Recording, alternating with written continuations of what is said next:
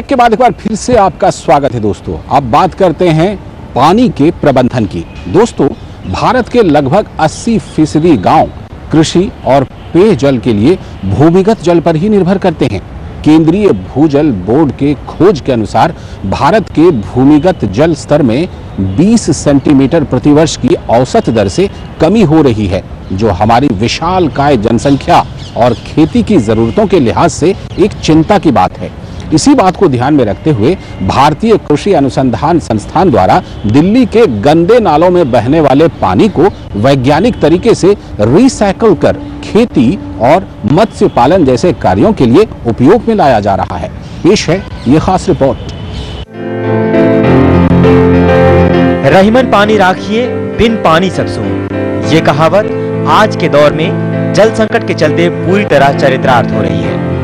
देश में आर्थिक मोर्चे पर हुई तरक्की और विकास के दावों के बीच आज भी लाखों लोग पीने के शुद्ध पानी जैसी मूलभूत सुविधाओं से वंचित हैं। पेयजल की इस समस्या से इंसान के साथ साथ जीव जंतु और खेती भी प्रभावित हो रही है। भूजल के गिरते स्तर और पानी की किल्लत को देखते हुए भारतीय कृषि अनुसंधान संस्थान ने राजधानी दिल्ली में नालों में बहने वाले गंदे पानी का संग्रहण कर वाटर ट्रीटमेंट की अनूठी शुरुआत की है। संस्थान द्वारा इस तरह के पानी का उपयोग फसलों की सिंचाई के अलावा मत्स्य पालन जैसे कार्यों में किया जा रहा है। भारतीय कृषि अनुसंधान संस्थान के परिसर में जो नए वेस्ट वाटर ट्रीटमेंट कुछ ही महीने पहले यहाँ उद्घाटन हुआ था। एक नए तरीके से ये जो हमारे प्रदूषित पानी है, पर्टिकुलरली वो म्यूनिसिपल सीवेज, उसको ट्रीट करने के लिए यहाँ जो टेरेस्ट्रियल वीड्स का उपयोग होता है, बाद में जो पानी आती है लास्ट स्टेज में, वहाँ मछली पालन भी किस तरह हो सकता है, इसको डेमोन्स्ट्रेट करने के लिए जो अर्बन एरियाज है, पेरी अर्बन एरियाज है, जहाँ वेस्ट वाटर एक जगह एकत्रित हो जाता है। कलकत्ता में तो ये तो फेमस सिस्टम है सीवेज फिश कल्चर, लेकिन उसको रिफाइन करके जो अच्छे क्वालिटी का मछली, जो कोई भी उसमें पैथोजन नहीं है, कोई पैरासाइट नहीं, ऐसा निकालने के लिए ये सभी ट्रीटमेंट्स बहुत ही उपयोगी है। जल सृष्टि का मूल आधार है, यानी जल है तो कल है। इसी बात को ध्यान में रखते हुए यहाँ रोजाना 20 से 22 लाख लीटर पानी ट्रीट किया जाता है। जल शुद्धिकरण के लिए टेरेस्ट्रियल वीड्स का उपयोग, पॉलिशिंग व पानी को रिसोर्स रिकवरी बेस्ड सिस्टम से रिफाइंड किया जाता है। पिछले लगभग 4-4.5 महीने से यहाँ ये लास्ट स्टेज में जो पानी का लगभग रोज 20 से 22 लाख लीटर पानी जो प्रदूषित पानी है वहाँ ट्रीट किया जाता है। तो इसमें लास्ट स्टेज में आने से जो हम BOD कहते हैं, बायोकेमिकल ऑक्सीजन डिमांड, वो लगभग 40-50 मिलीग्राम पर लीटर तब भी रहता है। तो उसको पॉलिशिंग कहते हैं। लास्ट में रिफाइन करके पॉलिशिंग के लिए कई तरीके हैं और एक तरीका है resource recovery based treatment system. उसमें क्या करते हैं, हम कुछ पौधे डालते हैं या मछली डालते हैं और इसमें नई दिल्ली में जो स्थित इस IRA का कॉम्प्लेक्स में फर्स्ट टाइम जो मछली का स्टॉकिंग हुआ। शुद्धिकृत पानी में पाली जा रही इन मछलियों की यहाँ वैज्ञानिक तरीके से जांच परख के साथ पूरी देखरेख की जा रही है। वेस्टेज वाटर से मिली प्रोटीन और अनुकूल माहौल में इनका वजन महज 4 महीने में 150 ग्राम से 350 ग्राम तक बढ़ रहा है, जो व्यावसायिक दृष्टिकोण से भी काफी लाभदायक है। अभी जो मछलियाँ उस समय फंगस डाला गया था, हमारे जो कलीग्स केंद्रीय मीठा जल जीव पालन संस्थान भुवनेश्वर और कलकत्ता से भी लोग आए हुए हैं, तो वो मछली डाले, वो फिंगरलिंग बोलते हैं, अंगुली, वो अभी 4 महीने में लगभग 150 ग्राम से अभी देख रहे थे अब 230 ग्राम तक मछली बढ़ गई है। कहने का ये बात है कि वो कई तरीका है ट्रीटमेंट के लिए। अगर मछली ऐसा कुछ डालने से आपको क्या है, जो इस वेस्ट वाटर से अच्छे प्रोटीन मिलेगी और उसके साथ साथ कुछ आमदनी मिलेगी। रिसाइकल पानी में मत्स्य पालन करने से पहले वैज्ञानिकों द्वारा इस पानी में मछलियों की growth rate, pathogen load, heavy metals जैसे कई अध्ययन कर कंज्यूमर सेफ्टी के लिहाज से भी इन मछलियों को शोध उपरांत उपयुक्त पाया है। इस तरह की स्टडी हम ऑलरेडी यहाँ पर कर चुके हैं कि इसका वेट कितना है, कितना ग्रोथ रेट हुआ और इसमें पैथोजन लोड कितना है, इसमें हैवी मेटल की मात्रा कितना है, क्या ये कंज्यूमर खा सकता है कि नहीं खा सकता, सब हम आंकड़े देख चुके हैं और ये कम्प्लीटली सेफ फॉर कंजम्पशन है। तो ये ऑलरेडी हम देख चुके हैं। इसका ज़्यादा डिसएमिनेशन की ज़रूरत है, ज़्यादा जितने ज़्यादा लोग इसको देखेंगे उतने ही ज़्यादा इसको अपनाएंगे। वैज्ञानिकों की कड़ी मेहनत का परिणाम यह है कि इन तालाबों में लगभग 4 टन प्रति हेक्टेयर के हिसाब से उत्पादकता हो रही है, जो लिमिटेड फीड में काफी अच्छा रिस्पॉन्स है। यहाँ के इंटरवेंशन की अगर मैं बात करूँ, यहाँ से हमको लगभग 4 टन प्रति हेक्टेयर प्रति साल, 1 साल के अंदर प्रोडक्टिविटी हुई है, जो आपने अभी आज देखी है। और अगर हम नेशनल एवरेज देखें तो वो तकरीबन 2.5 टन प्रति हेक्टेयर प्रति साल होती है। सो ये काफ़ी अच्छे आंकड़े हैं और ये हमने 20% से भी कम, 50% से लेस फीड डाल के ये हमने हासिल किया है। एक्सटर्नल सप्लीमेंटल फीड में नहीं डाला गया है। जीरो एनर्जी के साथ रसायन रहित वातावरण में तैयार ये मछलियां आज रिच प्रोटीन स्रोत के कारण गरीब का खास भोजन बनती जा रही हैं। इसलिए इसे वेल्थ फॉर हेल्थ भी कहा जा सकता है। ये पानी मछली पालन के भी यूज कैसे कर सकते हैं, तो हम मछली छोड़ दिया है। अभी 5 ग्राम से ये 250 ग्राम वो बढ़ चुका है। सो ये है वेस्ट वाटर से वेल्थ मिलता है हम के लिए। So this is from waste, from wealth from waste. ये वेस्ट वाटर नहीं है, अभी रिसाइकल्ड वाटर है। रिसाइकल्ड वाटर बहुत अच्छा है और क्लीन वाटर है इरिगेशन के लिए और मछली पालन के लिए भी। वो सब खास तरीके से हम थोड़ा ये सभी एक्सपेरिमेंट से हम प्रूव किया है। ये बहुत हाइजीन है, सैनिटाइज्ड है और ये मछली में कुछ भी नहीं है तो खा नहीं सकते। ये मछली बहुत साफ सुथरा है और खा भी सकते हैं। किसानों के लिए फायदे की खेती साबित हो रहे इस व्यवसाय में फिश प्रसंस्करण से पापड़, अचार और कैल्शियम जैसे कई खाद्य पदार्थ तैयार कर वैल्यू एडिशन भी मिल रहा है। ऐसे में पूसा संस्थान द्वारा रिसाइकल वाटर में मत्स्य पालन की ये शोधपरक मुहिम आम आदमी को रोजगार देने की दिशा में एक बड़ा कदम है। फिश अभी ज़्यादा फिश आएगा तो हम वैल्यू ऐड हो सकता है ना, फिश पिकल, फिश पापड़, फिश प्रोटीन पाउडर, वो सब बच्चों के लिए ना। अगर उसका फिश के टेस्ट को नहीं मानते हैं और नहीं पसंद करते हैं तो वो भी वैल्यू एडिशन कर सकते हैं। एंड पिकल बहुत ज़्यादा पीपल यूज़ करते हैं ना, सो फिश पिकल मेडले में ये बहुत सारा दिन उपयोगी भी होगा और प्रिजर्व करके रख भी सकते हैं। वो एक तरीका है। और ये इसका हड्डी है ना, कैल्शियम, बहुत कैल्शियम होता है इसमें। सो हमारा एक इंस्टीट्यूट है, उस इंस्टीट्यूट पे ये कैल्शियम पाउडर फिश हड्डी से बना दिया है और कैप्सूल जैसे हम खा सकते हैं। बहुत एब्जॉर्बिंग भी है। देश में जल का अंधाधुंध व विवेकहीन उपयोग, बढ़ती आबादी और औद्योगिकरण पानी के संकट का मुख्य कारण है। इस लिहाज से भारत की बढ़ती जनसंख्या, खेती को जल आपूर्ति कराना विकासशील भारतीय अर्थव्यवस्था की गंभीर चुनौतियों में से एक है। ऐसे में पूसा संस्थान द्वारा वेस्टर वाटर ट्रीटमेंट की इस पहल ने न केवल 600 मिलियन लीटर के वार्षिक स्थानीय सतही जल के स्रोत का निर्माण हो रहा है, वहीं कृषि भूमि में सिंचाई जल की मांग बनाम आपूर्ति में 520 मिलियन लीटर पानी के वार्षिक अंतराल को पूरा करने में भी मदद मिल रही है। ऐसे में कृषि वैज्ञानिकों की इस तरह की शोध निश्चित तौर पर आने वाले दिनों में न केवल खेती में जल संकट से निजात दिलाने में कारगर साबित होगी, बल्कि पशुपालन व अन्य कार्यों के अलावा पेयजल में भी इस तरह के पानी का उपयोग जल्द ही देखने को मिलेगा। जल संरक्षण वक्त की जरूरत है। घटते जल स्तर और पानी की किल्लत ने इसके महत्व को और बढ़ा दिया है। ऐसे में वेस्टेज वाटर का ट्रीटमेंट कर इसे न केवल खेती के उपयोग में लाया जा सकता है, बल्कि मत्स्य पालन जैसे कार्य कर आमदनी भी बढ़ाई जा सकती है। पूसा से कैमरामैन संजीव कुमार के साथ में ओपी यादव, डीडी न्यूज, नई दिल्ली।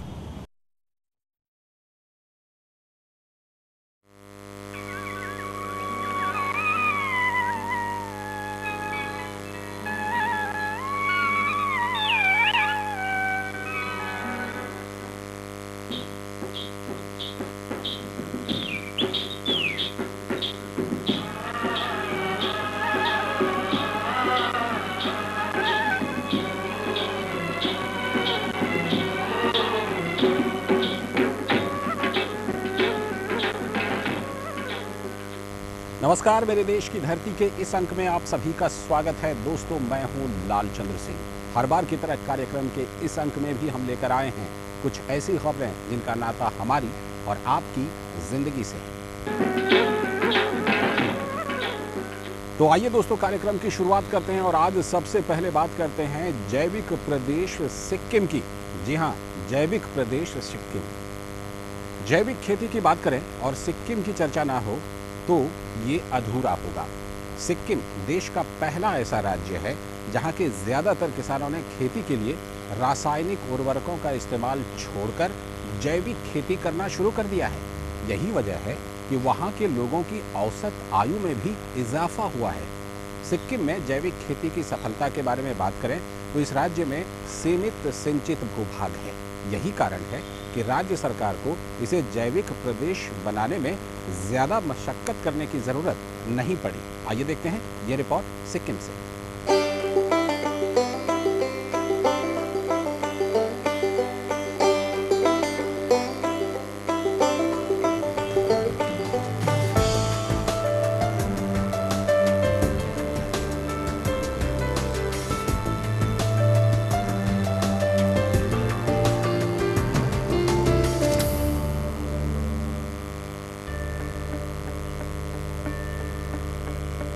हिमालय की गोद में बसा छोटा सा प्रदेश सिक्किम। प्रकृति ने इस राज्य को प्राकृतिक सुंदरता प्रदान की है, तभी तो इस राज्य का वित्तीय आधार पर्यटन है। जब पूरे भारत में गर्मी के दिनों में सूर्य की तपिश से लोगों का जीना मुहाल हो जाता है, तब लोग सिक्किम की तरफ रुख करते हैं। इस राज्य की विशेषता है कि एक तरफ देश का कंचनजंगा पर्वत जो देश की सीमाओं की रक्षा करता है, वहीं दूसरी तरफ सिक्किम प्रदेश विकास के क्षेत्र में नजीर पेश कर रहा है। कंचनजंगा पर्वत पर जब सूर्योदय की रोशनी पड़ती है तो वह दृश्य अलौकिक हो जाता है और सूर्यास्त की लालिमा मन में रोमांच पैदा करती है। राजधानी गंगटोक या कहें पूरे प्रदेश में स्वच्छता के साथ साथ लोगों का अनुशासन सभी के लिए उदाहरण है। पानी की परिपूर्णता इस राज्य के विकास में सहायक साबित हो रही है। जगह जगह पानी के झरने दिखाई देते हैं। जहां तक विकास की बात करें तो यह राज्य सीमित संसाधन के बल पर विकास के नए आयाम गढ़ता जा रहा है। अगर राज्य में कृषि विकास की बात करें तो यह राज्य जैविक खेती के माध्यम से कृषि का विकास कर रहा है।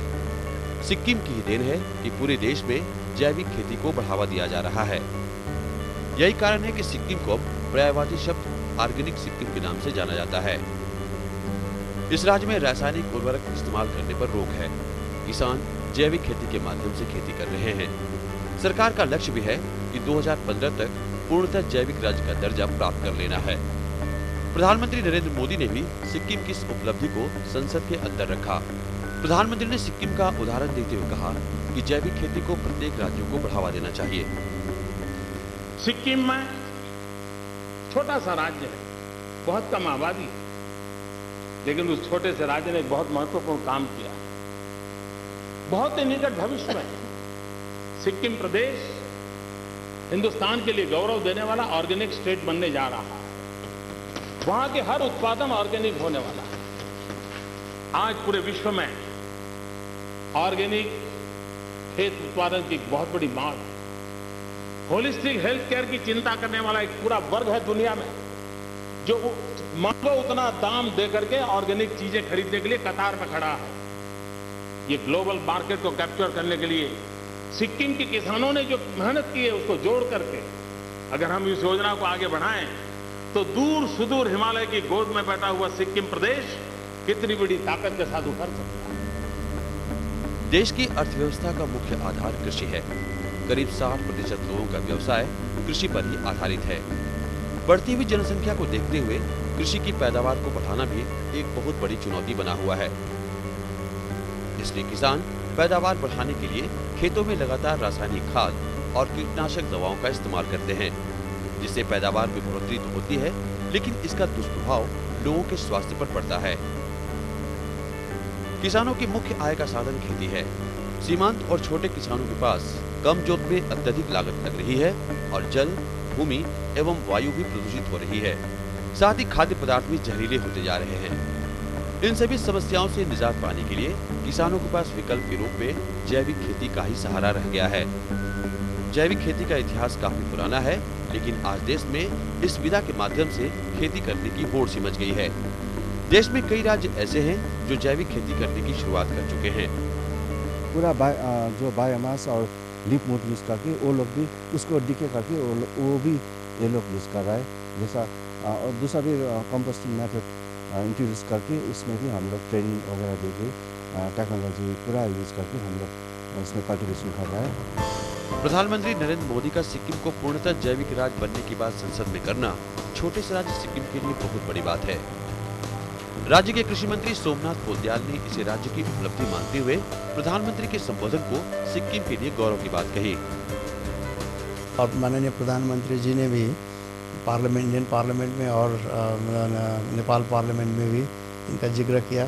हमारा जो इनिशिएटिव था माननीय मुख्यमंत्री जी का, उनको अप्रिशिएट किया और काम हो रहा है। इसमें हम कोशिश है और ज़्यादा मेहनत करना है। इसमें हम मेहनत कर रहे हैं, कोशिश कर रहे हैं कि सब चीज़ से सब तरह से हम जैविक राज्य बनाने में सब लगे हुए हैं, भारत लगे हुए हैं और सारा भारतवासी को एक गर्व का चीज़ होगा कि सिक्किम भारत में नमूना एक जैविक राज्य है।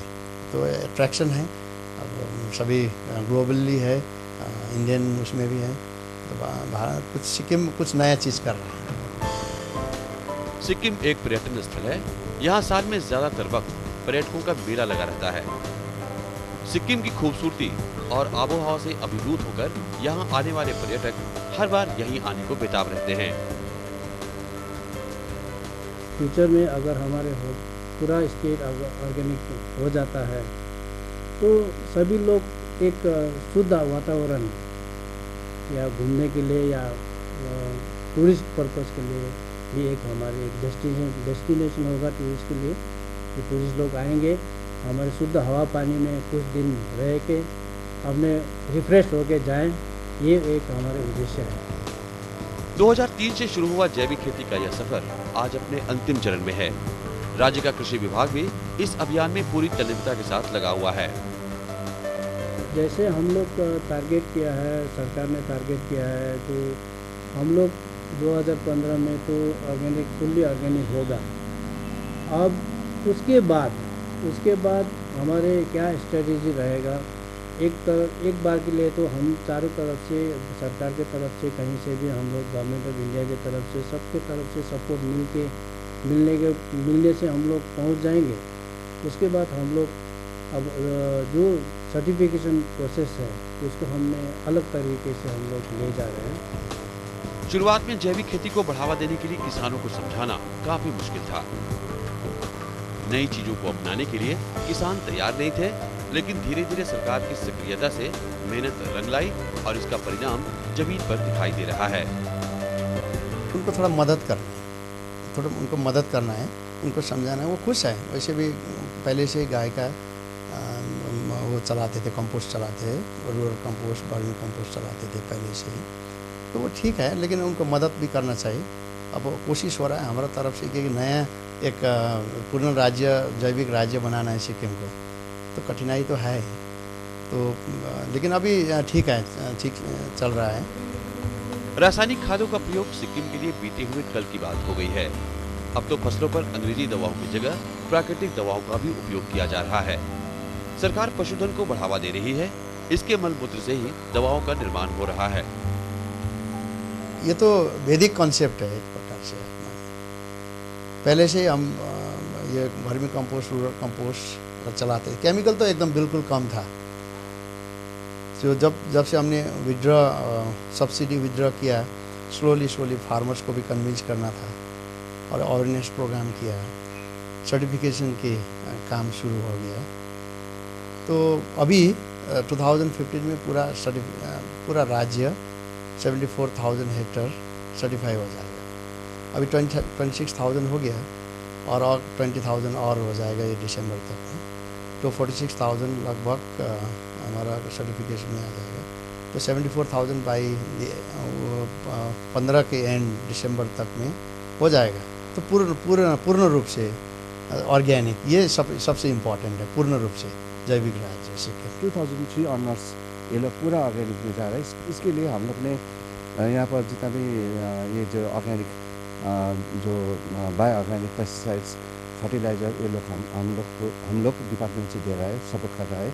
और वो लोग अपना खुद से जैसे कि वर्मी कंपोस्ट यूनिट ये सब भी दे रहा है। और काऊ जो कंपोस्ट यूनिट वो भी हम लोग दे रहा है। जैविक खेती के माध्यम से यहाँ के किसान सब्जी उत्पादन में आत्मनिर्भर हो ही रहे हैं, साथ ही साथ फ्लोरीकल्चर की खेती से भी अच्छा मुनाफा प्राप्त कर रहे हैं। जैविक खेती से उत्पादन में बढ़ोतरी हुई है और इसकी मांग भी लगातार बढ़ती जा रही है।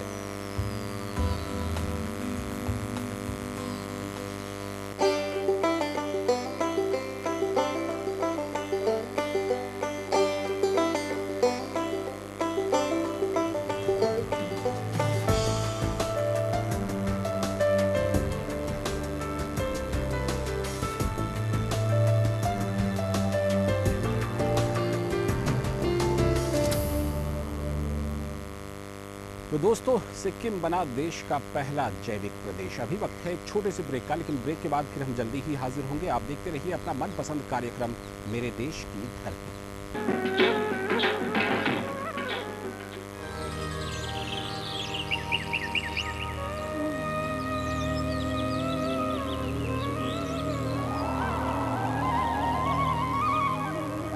मैं तो सीधी सीधी बात करने वाला आदमी हूँ कि जिस जगह पे सत्य है वहाँ खुदा है, जिस जगह पे अहिंसा है वहाँ ईश्वर है।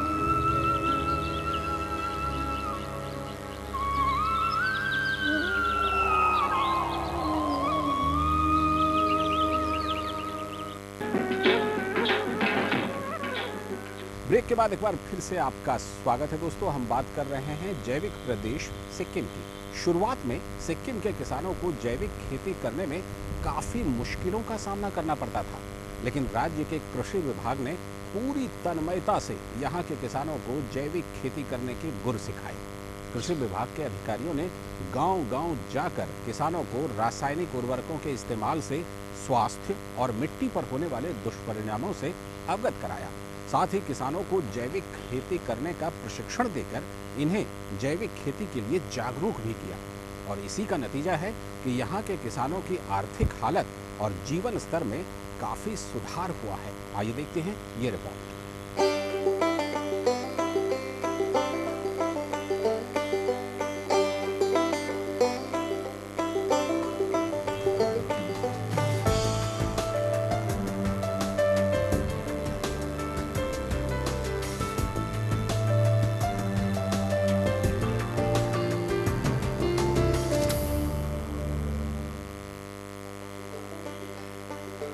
सिक्किम पहाड़ी राज्य है, खेती योग्य जमीन सीमित है। यहाँ के किसान सीमित भूमि पर ही 4 स्तरीय पौधे लगाकर फल प्राप्त कर रहे हैं। सरकार निजी क्षेत्र की कंपनियों का सहारा ले रही है। ऑर्गेनिक सर्टिफाई करने के लिए सिक्किम ऑर्गेनिक मिशन का लॉन्च हुआ। इसके बाद में हम लोग फेज के हिसाब से कि कन्वर्जन प्रोसेस शुरू किया ऑफिशियली ऑर्गेनिक करने के लिए। इंडिया का जो NPOP हमारा ऑर्गेनिक रेगुलेशन है उसके मुताबिक हम लोग ऑर्गेनिक कर रहे हैं। इसके लिए हम लोग ने सर्टिफिकेशन एजेंसी से पूरा सिक्किम में 6 एपिडा का एक्रीडेटेड सर्टिफिकेशन एजेंसी 6 एजेंसी को हमने इन्वॉल्व किया है, जैसा कि IMO, लैकन क्वालिटी, OneSearch एशिया, इकोसर्ट, SGS,